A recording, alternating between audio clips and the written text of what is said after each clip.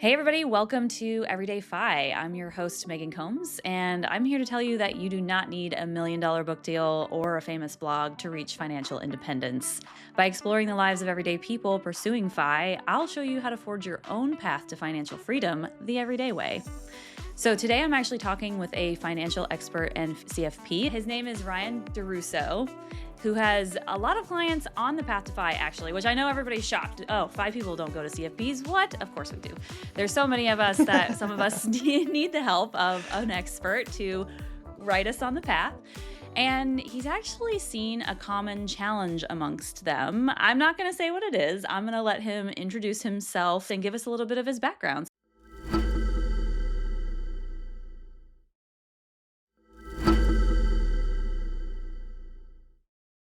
So, hey, Ryan, how you doing? Yeah, thanks for having me. I'm excited to be here. So yeah, I'm a what's called a fee-only financial planner. So that essentially means I am not taking commissions. I'm not an insurance salesman or anything like that. And I have a number of clients who actually were a number of therapists, but also in the solo business space where they're using FI to as sort of the driving force in our work. And it's the reason is because they could see themselves working until they're 80, 90 years old because when you're a therapist, all you need is a room and a camera and the energy, really.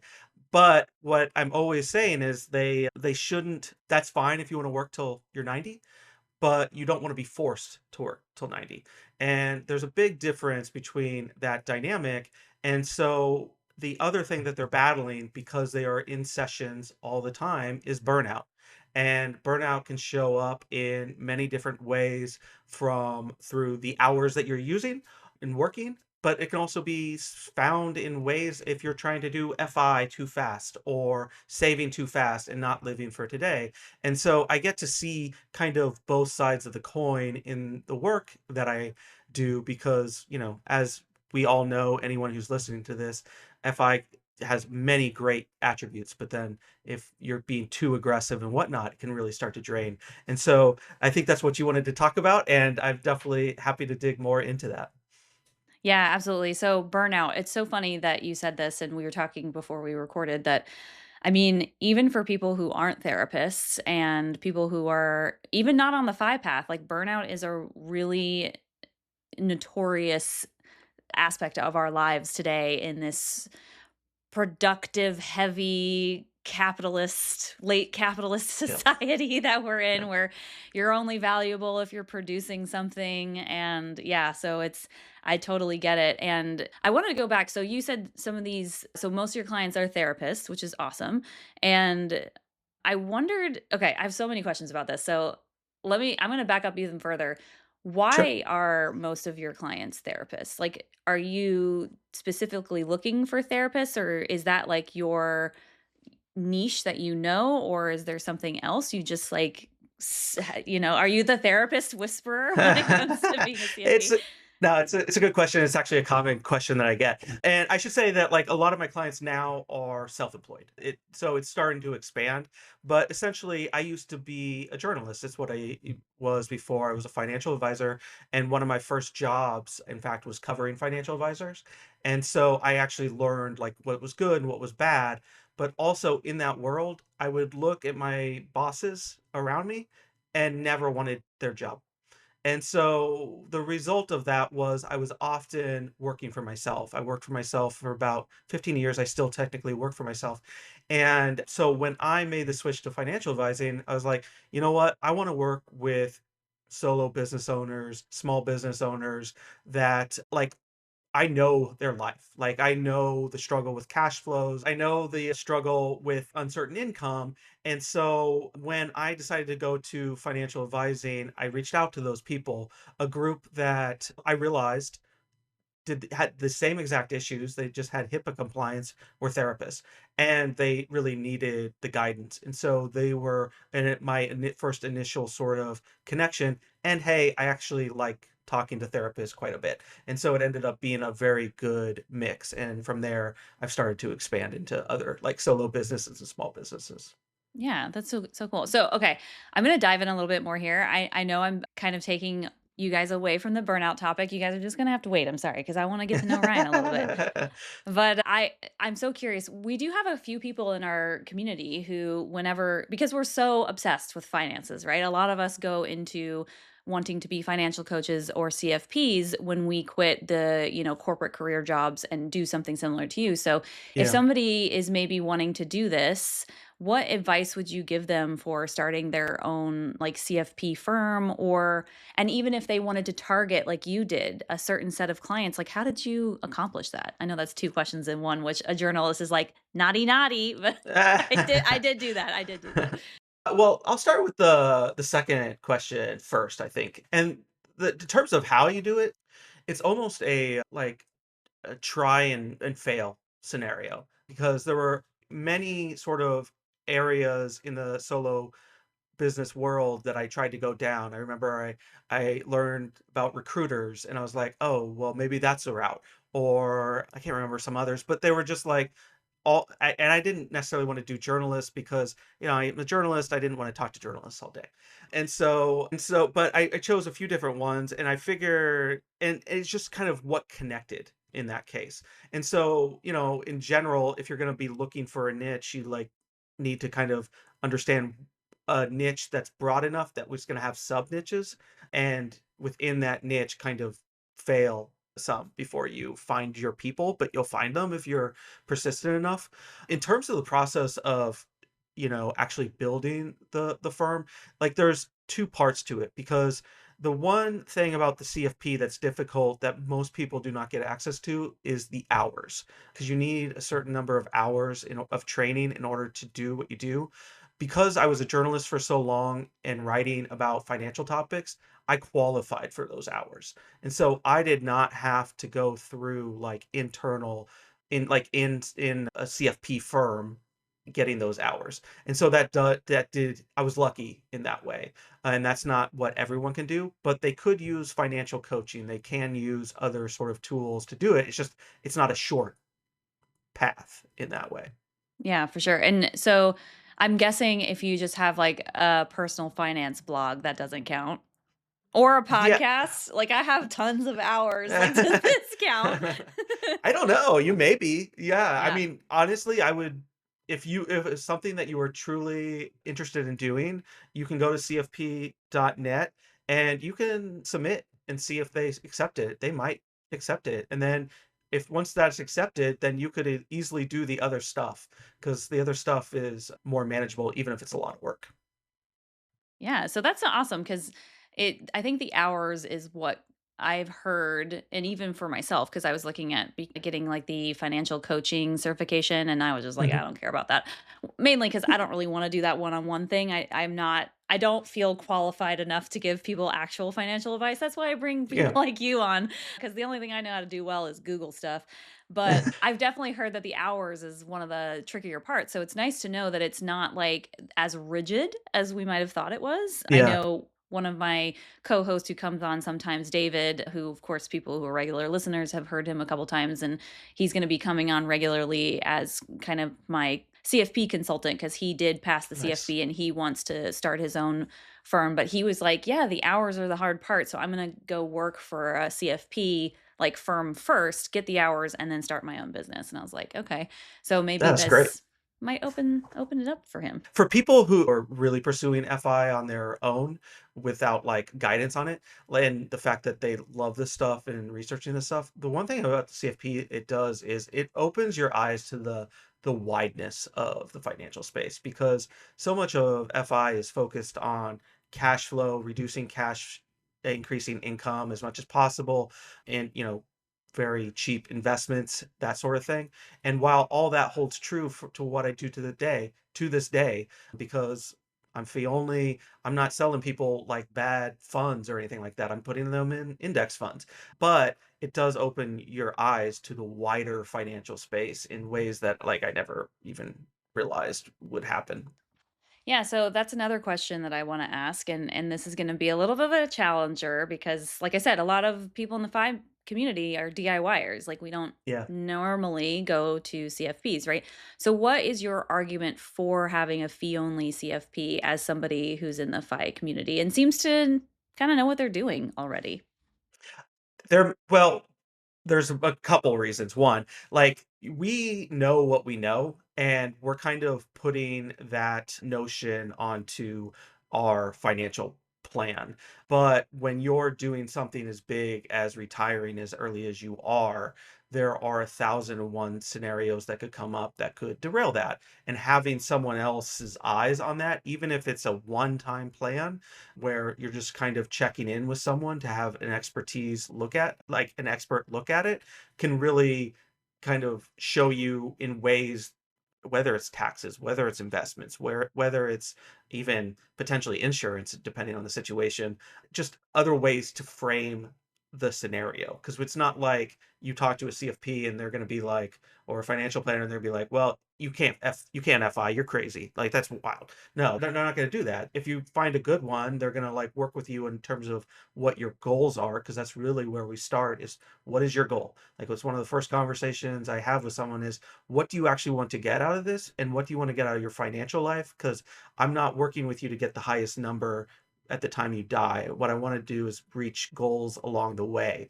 And so if you go to someone and say, hey, I want to retire when I'm 45, they might tell you you can't because the numbers do not add up. But they will also provide solutions to either determine when you could, or other ways that you could create that retirement at 45 or 55 or 65, whatever. Yeah, that makes sense. And so, with your clients, what if they come to you and they say, "Well, my goal is to, retire in 1 year." And you say, "Oh, well, you can't do that." And they're like, "Well, no, I can. I just need to cut all these things," right? And you see that determination that almost becomes, a little bit of keeping up with the Joneses because they see all these other people who are retiring even Yeah. earlier than they were, and then it's like, "Ugh." So, what do you think about that concept of, kind of going to the point where it just is too much? Yeah, so before, I do what I do now, I was a journalist, and one of the things that I covered was the fire community. That's how I became aware of it, because I would I've interviewed many, many, many people within the fire community in terms of like their journey, how they do it, that sort of thing. And when you're in that situation, you're always looking for what people are doing, if there's anything different, is there anything new, is there any wrinkle, or just interesting stories. So like people. And so I'd be reading forums quite often about like, what people are doing. And so often, this would be my sort of like the con of the FI world, is just some people look at this and say, I want to retire as early as possible. And then it becomes a competition more so than an actual goal. The goal is to like be able to and it's partly like journalists' fault, because we're splashing these headlines is that retires by 35 and with $1 million, and then someone else comes in and they want to be like, well, I got retired at 29, and I eat ramen and chicken water every night, and then I don't have shoes, or it's whatever sort of is the next in line. And it's just like, that's not really the goal. Like, the reality is like, our financial life, as much as we share it now, and that's unique of the FI community, it really is ours. And it's not like you have to live with kind of like what you actually is good for you. And whether that's doing too much too soon, or having way too high of a savings rate or way too low of a spending rate, you kind of have to create a balance and not worry about whether it's at 35 or 36 or 37. In fact, I would say, and I would venture to guess that some of my therapist clients would also say, that if that drive is so strong, it's actually, the reason it is for other reasons. It's not actually to retire, it's to, because you hate your job, or you hate your career, or et cetera, et cetera. But there's other things that need to change. And reaching this mark by 29 is not going to actually change your life that much. Yeah, it's hard because I know a lot of people in the FI community would potentially push back on that because they would say, okay, so the problem is the way that a normal average American lives their life right now. Sure, they think they're happy, but are we sure that's not because they've been marketed to and they've been pressured to buy that fancy car, to get the big house? Every single person in the house has their own bathroom and they think they need that and that's what makes them happy, right? And Mhm. so they're like, "Well, I don't need any of that." And I also don't want to work for corporate because it does make me unhappy. And so I am going to reduce my lifestyle to a point to reach a goal of not having to work in corporate. Now, that doesn't mean they won't work, but it means that they don't have to work, right? Mhm. And so, I guess how do you work with like that is such a different mindset than the average American. And so, I feel like I mean, I'm not a CFP, but I wouldn't want to discourage that. But on the other side, I'd be like, are, are your values really there? Like, if you are eating ramen every day and that's how you're going to reach FI, do you realize that after you reach FI, you have to continue eating ramen? You can't start eating steak and, after that. It's an So, important y- important part of it, yeah. yeah.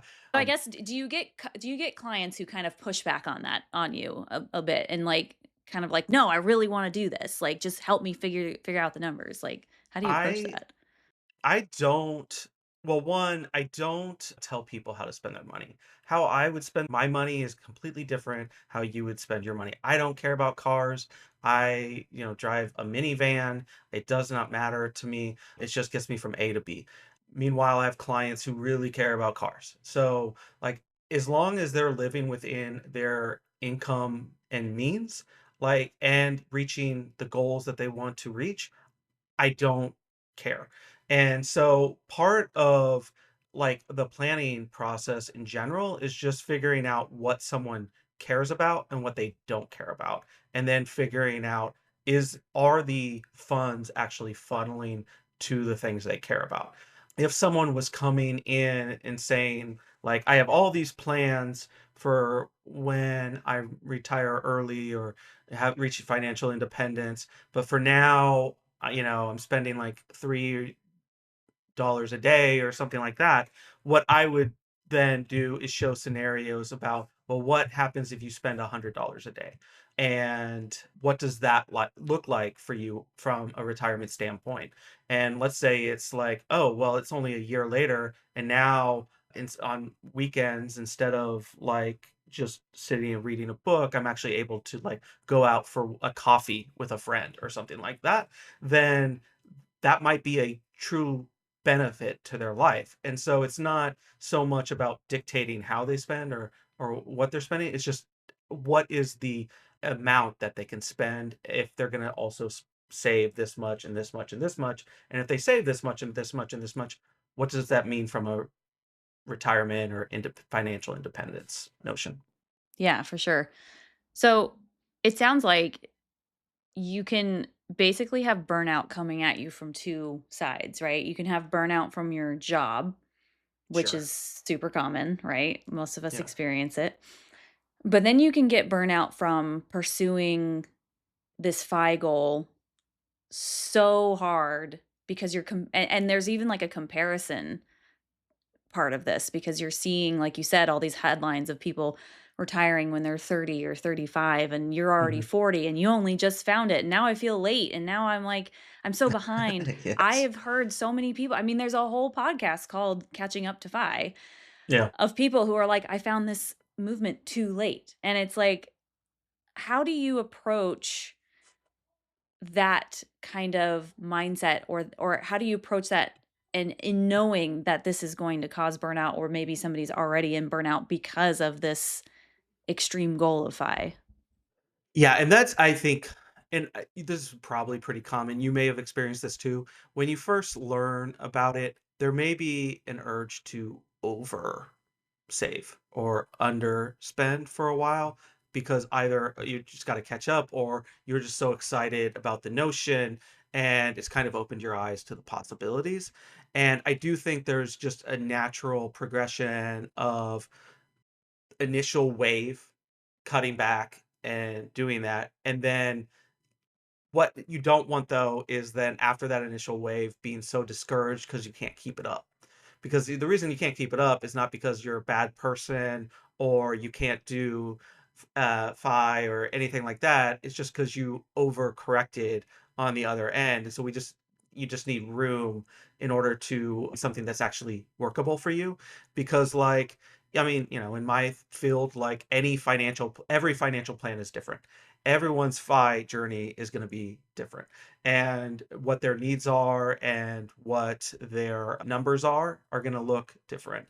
And so you kind of need to find what the right balance is for you, because like with anything, like balance is going to be the key to this long term, because it is not just only a marathon. I mean, it's a lifelong marathon, and It's the marathon. so Yeah. exactly. So this you got to go at a pace that you can actually sustain. Yeah, it's one of those things where it's like I've said this before on the show, and this is not a new concept either, meaning it's not my own original concept that yes, when you first find fi, you're so like, "Oh my god, I can quit my job if I just eat, like beans and rice every day and live in my mom's basement." I could quit my job in 2 years. Sure, Yeah. but then you have to continue living in your mother's basement and eat beans and rice. And so I think that side of it, I don't, maybe this is just me, but I didn't realize that side of it. The side that I went after so hard was the 50% savings rate. I didn't Yeah. look at the 15% or 50% spending. I think, and you have to look at both, because if Mhm. you're 50% spending puts you in a situation where you are unhappy with your life, like, what's the point? What's the point? Yeah. So I remember I did that. I swung really hard to one way where I was like saving, saving, saving, saving, saving. And then I was like, okay, I need to like open it up a little bit more, like I bought a house in like the worst possible time, in 2022 when the market was soaring. But I love this house. Yeah. And yeah, I don't care about cars. I have a 13-year-old Prius that my co-host Mitch loves to call a beater, which is hilarious because she runs just fine. Can't even tell she's 13 years old. But yeah, and like I just try to balance, I spend a bunch of money on travel. I think we spent like I want to say between 10 and $15,000 on travel last year. Like that's a lot of money for people, right? And some people Yeah. would be like, "Whoa." So, it's one of those things where I swung way too hard and then I didn't swing all the way back to let's just spend every dollar I have. I just landed in the middle. I was already kind of on that side where I was like spending every dollar I had, or I was only saving like maybe 5 to 10%, like Mhm. just a normal average person, and then I swung and then I kind of landed in the middle like Yeah. a little pendulum. I feel like that's very common. I mean, like, Mhm. there's obviously not enough stats on this type of stuff because it's just a hard thing to measure, but just from my experience with talking with people, I think it is like very common where you just get so excited, and then in my case, like I remember that, like, I mentioned it's not something I'm actively pursuing because it used to be when I was a writer, because when I was a writer I really didn't like my job and I didn't like my career, and I was kind of growing tired of what I was doing. But now that I found something that I really enjoy and I can connect with people and really help them, it's really made the idea just kind of dissipate almost a little bit. Even if I'm still saving the way I saved and whatnot, it's just not so pressing. But when I first found out about it and I was a writer, I was like to my wife, I was like, look, this is what we can do. This is what we can do.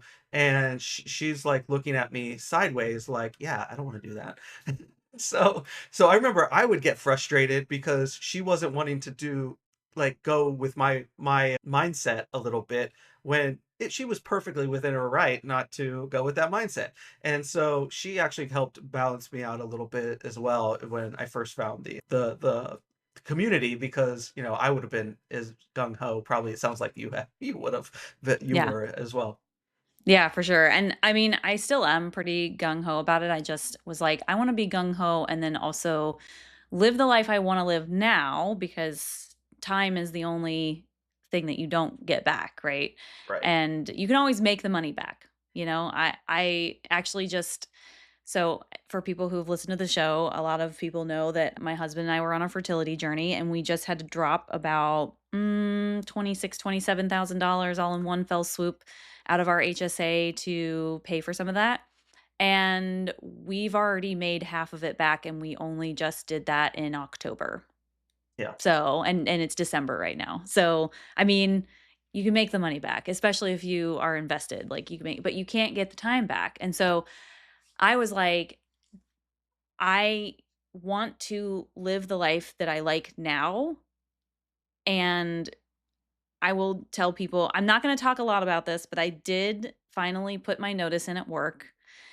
And it was really hard because I felt almost chained to this job because of the salary, because of how high it was. It's a very, very high salary.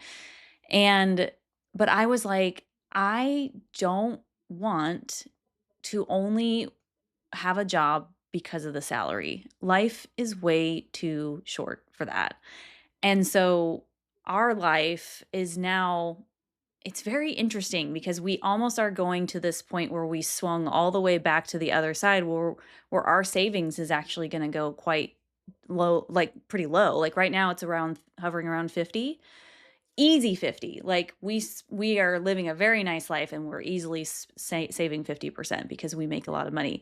But now my salary is going to go away, and I think our savings rate is going to go probably only to his, like what he gets in his match and then the HSA. So I think what's funny is it's still going to be like average. I think it's like going to be hovering around 15 to 20%, which is like more than what a lot of average people do. But for us, that's very low. And so it's going to be very interesting. But I was like, I can't, and we're not FI yet. Like we're Coast FI. So if people don't know what that means, it just means that your retirement accounts are good enough to where you don't have to put anything in there. Your 65-year-old self is good to go. And so, but I just I couldn't live like that. And so it's interesting that being FI allows you to make those kinds of decisions. It's empowering. I mean, it's empowering for sure. Like you see the numbers over here in your retirement accounts and you've done the work. You just did it in a much shorter time frame than most people do it. And so the same sort of like if you have someone in your office who's like 60 and has a large 401k and sees retirement around the corner, they might not give two F's about like being polite or whatever because they have that same They empowerment, have the like FU money. They've got they the do, FU right? money. So the fact that you've just moved it forward, it can be really empowering, and it also gives you the flexibility for what you're doing now because now this matches your life better, whereas previously maybe the savings rate was more important. But Yeah. but because you did that work, it's now like much more gives you the flexibility to do what you're going to do now. So that's awesome. Congrats, I would Thank say. you. And Yeah. Yeah, I'm sure people are like, "Oh my god, tell me more." But no, no, no. Mm-mm. Nope. You're going to get that in other episodes.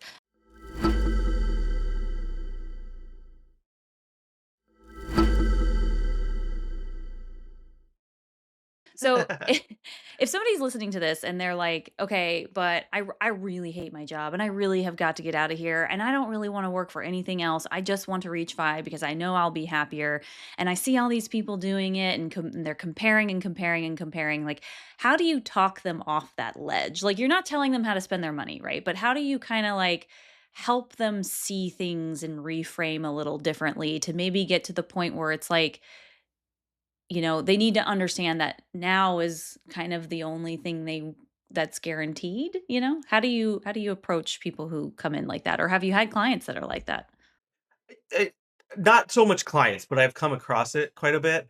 I would say that what happens a lot is we in those situations, I am often carving out a budget for we're through conversation. We're figuring out a budget for either figuring out what that person can live with now, whether it's another job or they need room to travel a certain amount of time per year or they need to go to some like retreat so many times per year or something like that. So carving out like space for the fun stuff, so they're at least experiencing what they're hoping financial independence brings now, while they while they're in the mode of save, save, save. But also really budgeting out time for them to kind of open their mind a little bit to other possibilities, because as I already mentioned, like, previous job, hated it, wanted to quit, now love it. And I don't expect everyone to have that same journey, but I am optimistic that most people, when given the opportunity, will find something that truly makes them curious and engages them, and whatnot, as long as they're genuinely curious, intellectually stimulated people, which, if you're digging into your finance like this, you typically are. And so giving just them the space to find that is really, I think, important in that way. Because I do have, like, a client of mine is not on the journey to FI yet, because there's not the flexibility to do so, but they have that notion of hating their job and feeling stuck and all that sort of stuff. And so we're just always having conversations about trying something else or trying this layer, not necessarily changing careers, but at least shifting the focus so it's a little more manageable. Yeah, that's a really smart strategy to do it because it's, even if FI is your way out, it still takes quite a bit of time, and it's Yeah. not you can't sprint to it like we were talking about. It's the marathon. It's the ultimate marathon. And sprinting to it is just gonna make you even more miserable. You're just gonna be miserable in a different way, not because of a job, but because of the lifestyle that you created for yourself that you might not actually want to live full time forever. And so it's smart to try and pivot that now. And I think in my own personal experience, like, some people have asked me, like, "Oh, so you're taking a break now. Are you going to go back to work eventually?" And I'm like, "Yeah, probably."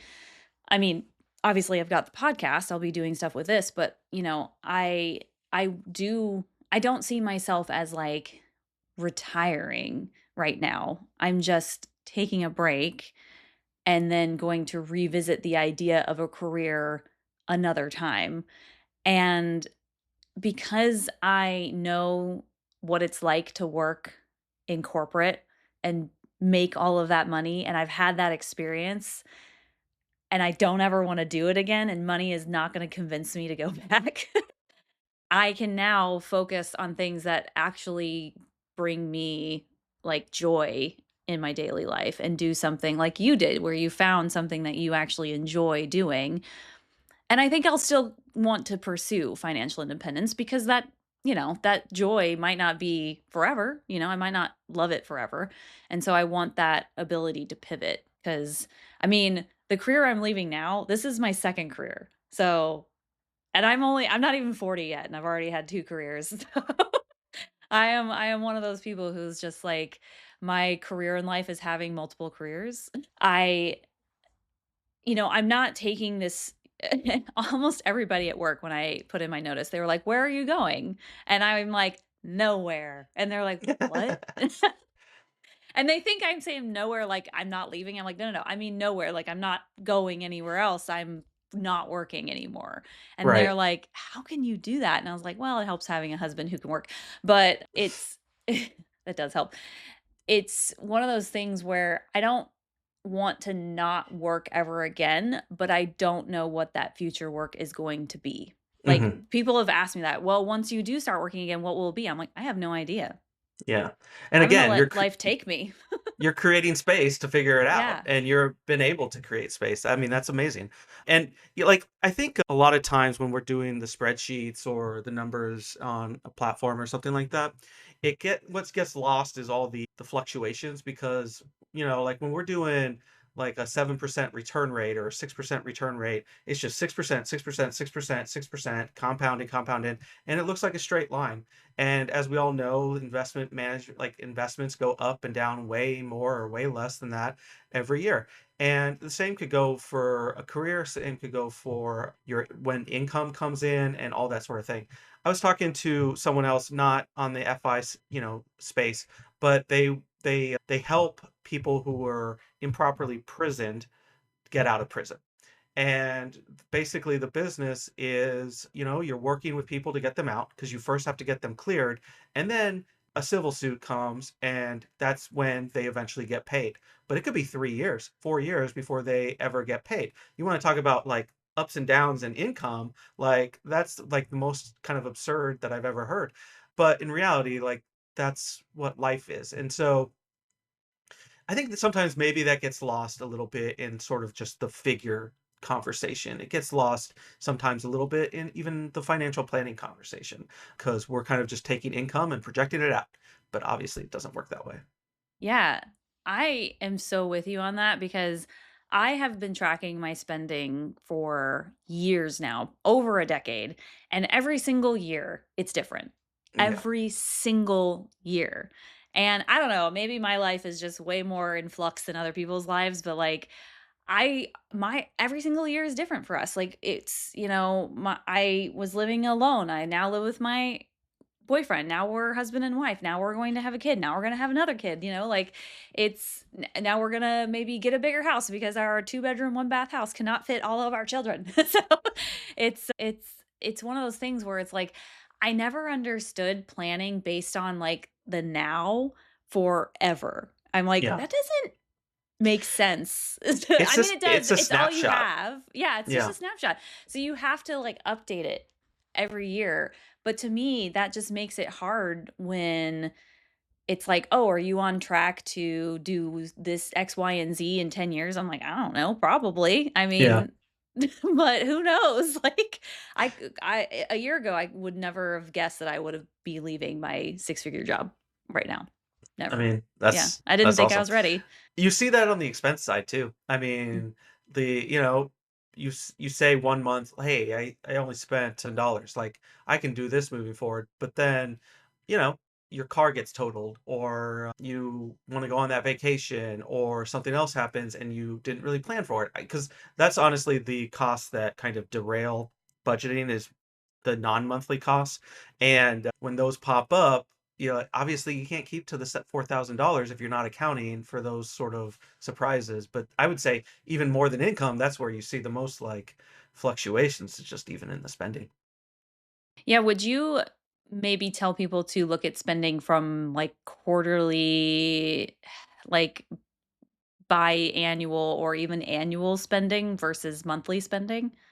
So what I like to do is take 3, 4 months of spending and then create 3 buckets. So I use a budgeting method, if you know what that is. Can you explain it? I don't think I know what that is. Yeah, absolutely. So essentially, we create a bucket for fixed costs, so we know what those are. The mortgage, the car bill, or whatever. And then instead of going to variable costs or flex costs, what we do is jump down to non-monthly costs. And so these are the costs that come up every year. We're always surprised by them, but we're never prepared for them. So if you pay car insurance 3 times a year, that would be a non-monthly cost. You have vet bills, that would be a typical non-monthly cost. Gifts, vacation, those types of things. We come up with an estimate of what that yearly cost is going to be. We divide by 12 and create a monthly budget for that amount. And so that gets put into essentially your emergency savings. And so when those costs come up, you now have them covered in this build up of emergency savings. And then everything else that gets its name flows to the variable cost, because then everything else within the variable cost you can spend however you want.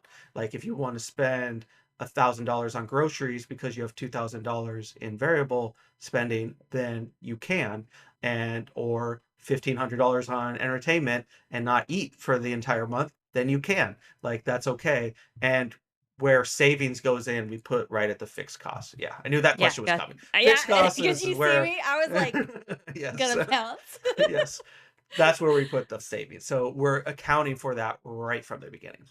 Yeah, pay yourself first. Yeah. That's the most important part, right? Well, it's not really. That's my fight. No, the most important part is living the best life. It's not saving. It's not saving. Oh man. So, okay, there's so many directions I want to take with this. So, let me see if I can think of which one. Okay. So, when you're addressing burnout, like you said when you came to me to be on the show, you were like, burnout is like the biggest issue that I see. How do you think we can prevent burnout? Or if we are already burnt out, how can we maybe address it? And it doesn't matter whether we're burnt out from pursuing or our career or both. Yeah. What's your advice on kind of tackling that burnout?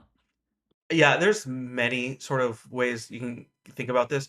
I mean, first of all, because I work with therapists, I feel like I have to say that like sometimes burnout is unrelated to our finances and our career. It's actually related to like emotional and like something we're going through. And so if that is a reason, then like seek help, speak to a therapist, all that sort of thing. Because I had my therapist for 10 years. It took 10 years for me to figure out what I wanted to do and how I wanted to do it. And I really credit him for that journey.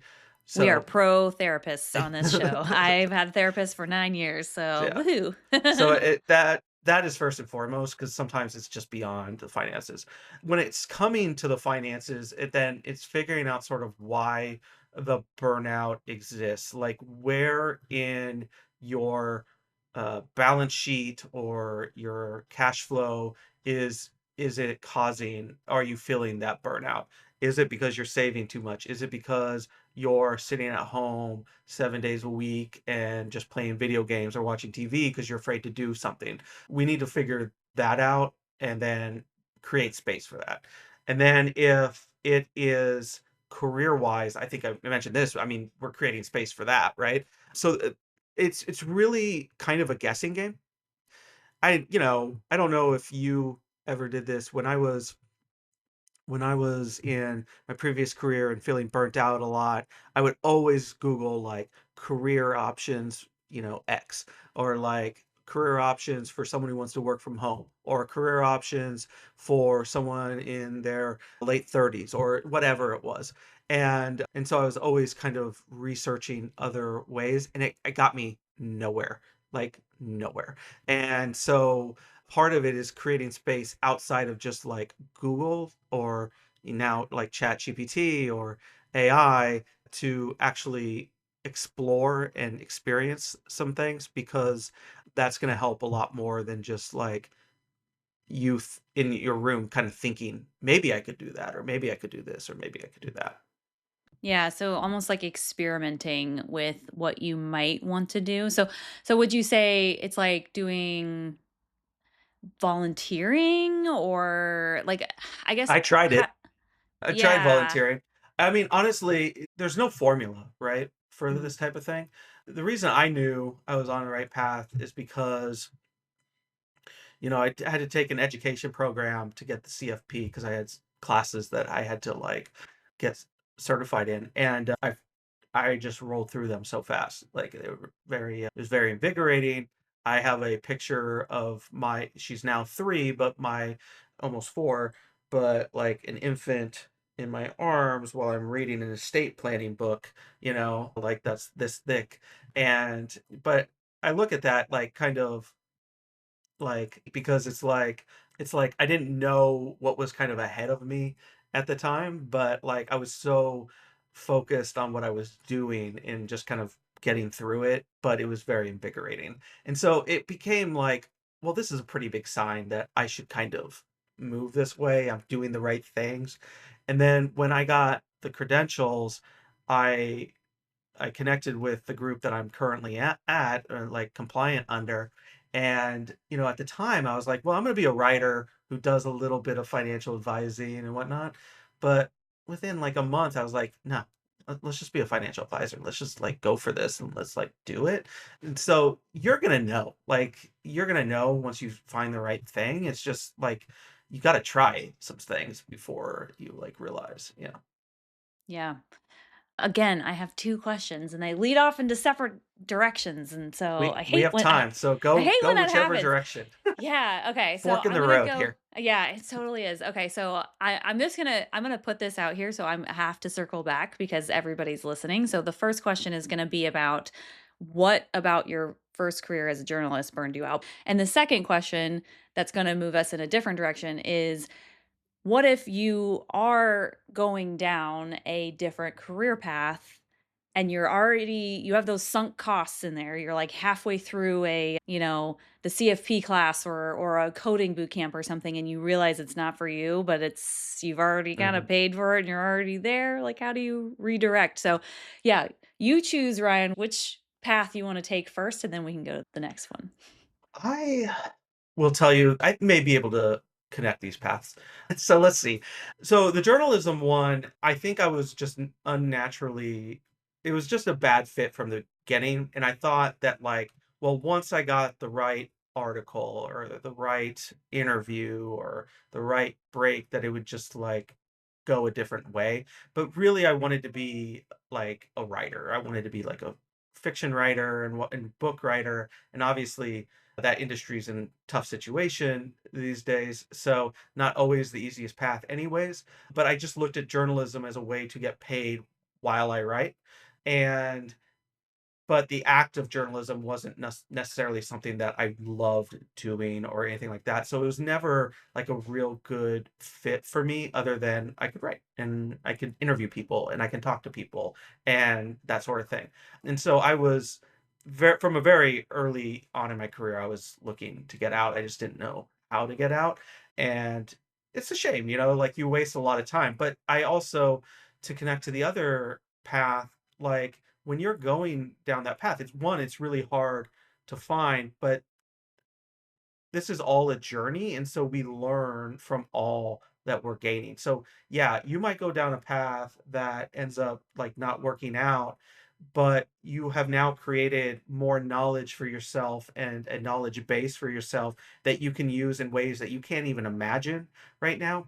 My brother was a carpenter and he decided to become a nurse, and so he had to go back to school to become a nurse. And this took him a couple years and ended up getting certified to become a nurse, started working as a nurse, and experienced the hell that is US healthcare. And quickly became disenfranchised with the idea of being a nurse. And he was very kind of bitter about the whole thing. And one thing that just wanted to stress to him is like, yeah, like, it's really unfortunate that this didn't work out. In an ideal world, it would've worked out, but, like, you learned so much from this. You've gained so much experience from this in ways that you can't even imagine, both, like, just from, like, an education standpoint, but also just from a personal standpoint of accomplishing certain things and that sort of stuff, that you can't put a price tag on that, and so there is sunk cost in, like, the financial sense, but there's not sunk cost in, like, what you've gained from knowledge, because like your example of a coder or programmer or something like that, well, whatever they end up deciding to do, I guarantee they'll be able to use programming work in some way. Like, even if it's just like I've been a solopreneur for many years. I would have loved to have known how to program many times in my life, just as like as I come up with a new idea or something like that. So just as an example there. So I don't like framing things as like some costs in that sense. Yeah, I'm glad you said it that way because that's exactly what my experience was. So, my first career was art history, and I got a master's degree in it because Mhm. I have 3 degrees in art and art history. So I have like a associates of art, a bachelor's of art history, and a master's of art history because I really wanted to be an art historian. And when I started trying to get a job in art history is when the disenfranchisement happened because I realized how elitist the field was, how little they paid you, how kind of almost abusive it was because of how little they paid you and how hard they worked you, and then the disparity in incomes of the ultra wealthy who put money into these institutions never trickled down to the peons who still had to have master's degrees and PhDs, even though they were the low on the rung, which I find interesting. And Yeah. so then I had, $80,000 of student loan debt, and I lived in New York City for 7 years because of that. And people are like, "Oh, do you regret, like, going down that career path?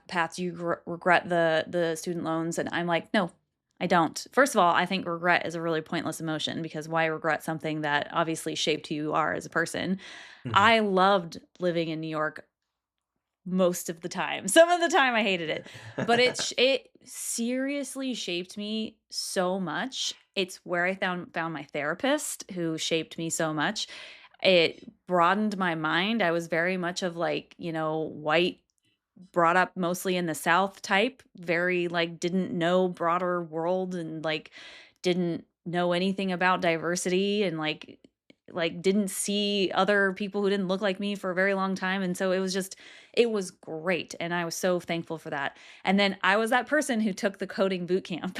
So Yeah, I was yeah. referring to myself. Hey, I researched those. I almost went that Yeah. down that path. Yeah. Yeah, and it was $11,000, and halfway through it, I was like, "I don't know if this is for me. I'm not, like, loving this." Like, some of these people are spending weekends, like, building programs and stuff, and I don't care. I'm just trying to Mhm. get through it and get it and change careers. And that was my last career, and I will say, like, I enjoyed parts of it, and I definitely learned a lot, but the real best part of it is that I made a shit ton of money. And so it just took off my financial independence path, and it got me to where I am, where I moved to Durham, North Carolina, where I met my husband. Mhm. And, like, before him, I had never dated anybody longer than 9 months. So that wouldn't have happened if I hadn't changed this career. I really believe that. And so it's like, you can't look at it in one small way of like, "Oh, I never should have done that because Yeah. I knew in the moment that I didn't wanna do this." Now, obviously, if you know in the moment and you make the decision to, like, cut your losses and go somewhere else, great, that's fine. But I also don't think regretting something and not realizing sooner that you didn't wanna do it, I don't think there's any reason to beat yourself up for it, as somebody who has done it twice now. Yeah. So Well, I mean, I always could because I worked for myself, I was always tinkering and other things. So, like, I would always try like new businesses or things like that that no one ever really saw, but like it was technically a career change. It's just no one saw it. And so like it's just kind of it looks different when you have W-2 income because you're truly getting a new job somewhere. But for someone like me who has been doing it for 15 years, like when I was talking to my brother, I'd be like, yeah, I've done this for years. Like you shouldn't, the fact you didn't know is the reality. That's, you have to live the experience. There's no way to know otherwise because there was no stopping you from trying boot camp. You were going to try it. yeah, and I will say there are options where it's not $11,000, you can just Yeah. do the online ones and not pay as much, so Oh, you did. I didn't even I know they did had it in person anymore. I did do it in person. I was convinced that that was the only way that I'd be able to get a job, that doing it online would be harder. I don't know if that's true or not. I was able to get a job because I was in a coding boot camp. I literally, like, the job I got, they said, "Oh, you were in a coding boot camp? Awesome. We're gonna bring you on." Like, that's what they said. So, Yeah. but this was 2017, so I'm not sure if that's true today because everybody's being replaced by AI and offshoring and all that. So, anyway. Yeah. And I mean, I would also add to that, like, because you said you made a lot of money doing it, you just didn't like doing it. I mean, if you're someone who like has 1,001 things to enjoy outside of the job, and you truly look at your job as just a money fund, like, hey, more power to you. Like, yeah, do that. Yeah, for sure. Yeah. So, I mean, there are some people who I think there was one woman who got interviewed on Choose FI. I don't remember which episode. Sorry, guys. I mean, Choose FI has almost 600 episodes now. But I know she lives in Canada with her wife now, but I think, and she does like one of those like planning binders where if you die, like this is all my stuff that you need. Anyway, she talks about she worked in high finance, like on Wall Street for I think like 2 years, and she didn't follow that like lifestyle that they had where they had the really fancy cars and bought the really fancy suits and took their clients out to really fancy dinners. Like, she didn't do most of that stuff, and she wrote it out for 2 years and made a crap ton of money and was yeah. like able to just kind of launch into financial independence, and I just thought that was so cool. I was like, if you can deal with that, because I know that high finance is pretty rough. Like, that 2 years probably was 10 years on your body and your health, but you can, Yeah. if you can stick it out, I that's, think most careers I could. I don't know of high finance I could. yeah, I don't know if I So could either. Yeah. that would be rough. Being a doctor too, I know some people who like did the I mean, this makes me feel so sad, is people who go all the way through doctors, like they have their medical degree and they start doing the internship and the residency and stuff, and, like, they're a couple years in and they're like, "Oh my god, I hate this. I actually Mhm. literally hate this." And Mhm. you're like, "Oh, man, that's, like, the ultimate sunk cost because that was probably a lot of money and a lot of time." So, And yeah. yet there are doctors who change careers. So, like, Yep, if, if yep, plenty someone of them. with 200,000, 300,000 student loans probably can do it, then, like, you know, a lot of us can do it, so Yeah, I think so too. I'm not one of those people who thinks you have to be in the same career for 40 years. I mean, that I notion don't is think dead. most people yeah, I don't think most people Yeah. do that anymore. Like, That's that would such a be boomer wild to me. idea. Yeah, it really is. It really is. It really is. Awesome, Ryan. Well, it's been really great talking to you. Is there anything else that we haven't touched on about burnout, about being a CFP for 5 people? Anything that you would like to bring up before we drop off? I just think it just in general, like, of when we're developing our FI plans or retire early plans or however you want to sort of label it as, like, incorporate what you're going to do along the way for fun. So, like, if you're only focused on the saving or only focused on the spending, you're going to get lost on the other stuff of life. And so it's too easy to do in this space, especially as we talked about when you get started and you're really excited. But if you kind of build it in from the get-go, it'll help protect you from that. Because a million and one ways to reach financial independence, and you just got to find the path that's best for you. Exactly. And that's exactly why I do my show. I show you Mhm. guys all the different ways that people reach financial independence. So, I love that. Awesome. Awesome, Ryan. So, if people want to reach out to you, learn more, hire you, how can they reach out? So I'm at thinkingcapfinancial.com, and that's the name of my financial firm. And then I'm also launching a podcast. So depending on when this airs, it will either have started or about to start. And so that will be called Thinking Solo, and it'll just be stories of solopreneurs, and would welcome any audience there as well. Yeah, sounds good. I will put Thinking Cap Financial in the show notes, and anything that we mentioned in the show, I'll put it in the show notes for you. And then once you do have your podcast, I can update the show notes if it's not in there yet. So if somebody's listening to this a year in the future and they're like, "Oh, Yeah, I want that podcast." But Thinking Solo would be where they find it too. So e- you guys could just exactly. Google it. Yeah, cool. Yeah. Awesome. Well, thanks, Ryan. Thanks for being here. And it was great meeting you and talking to you and talking about burnout. Yeah. Thanks for having me on. Always enjoy these conversations. Thanks for listening to the Everyday 5 podcast. If you're loving this show, here are some things you can do. Number 1, subscribe in your favorite podcast player and share the show with your friends and family. You can also find us on YouTube now. Some of the videos actually have our faces. Number 2, please leave a review. I am always looking for ways to improve the show. Number 3, check out my website, everyday-fi.com, where you can listen to all the episodes and leave comments for myself and the guest. Number 4, if you're interested in sharing your own financial independence story and connecting with other community members, you can find a submission form at everyday-fi.com/podcast. And lastly, number 5, join my Patreon membership for only $5 a month at patreon.com/everyday5podcast. This is a one-woman show, so every little bit of support really helps. See you next time as we continue to go down the path to financial freedom.